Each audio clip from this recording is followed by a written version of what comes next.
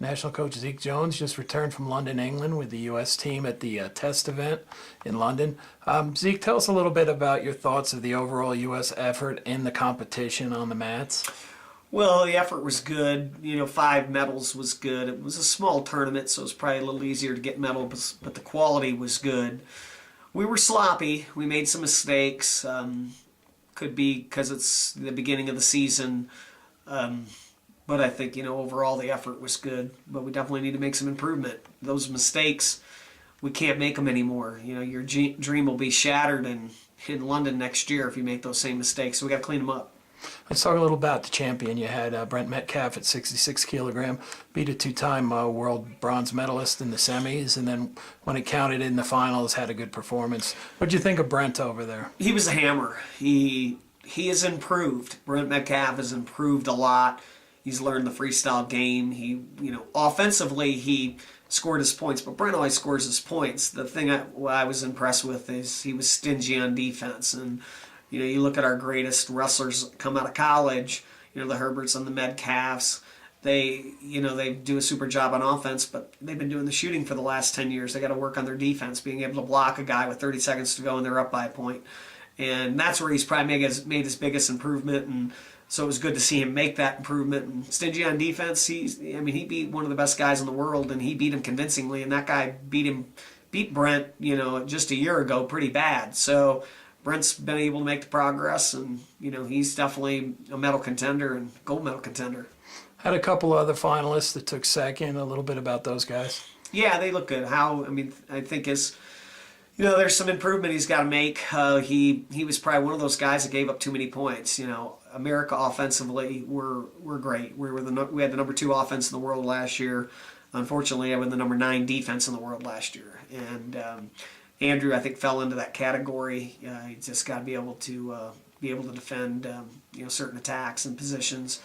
And so I think that he'll make that improvement. Escobedo made a mistake. He fell asleep. He didn't know the score, and that's, I think, partly, he really hasn't wrestled in a year other than the Nationals. He's been off the mat for quite a while, and his mat intelligence out there, I think will increase with the bouts he gets under his legs, and so, but I think he looked good. I think he can definitely make some improvement, and so, we're expecting big things from him.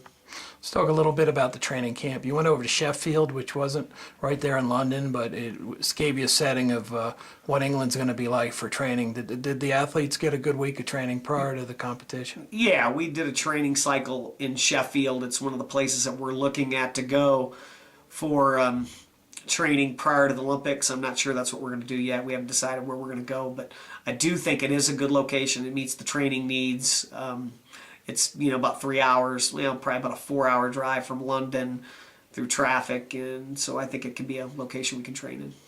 Let's talk a little bit about just the ability for our team and athletes to be in the Olympic sites, to go into the facility where the venue is going to be for wrestling, to be a part of London where they're going to have to do their wrestling performance in a few months. Was it a positive trip for our team to actually physically be there? Huge advantage. You can't underestimate what it means to stand in the arena, to go by the Olympic Park, to see the Olympic Village, to go to the place that you're going to train prior to the Olympics, East London University. When we actually go in to compete, East London University will be where we will be.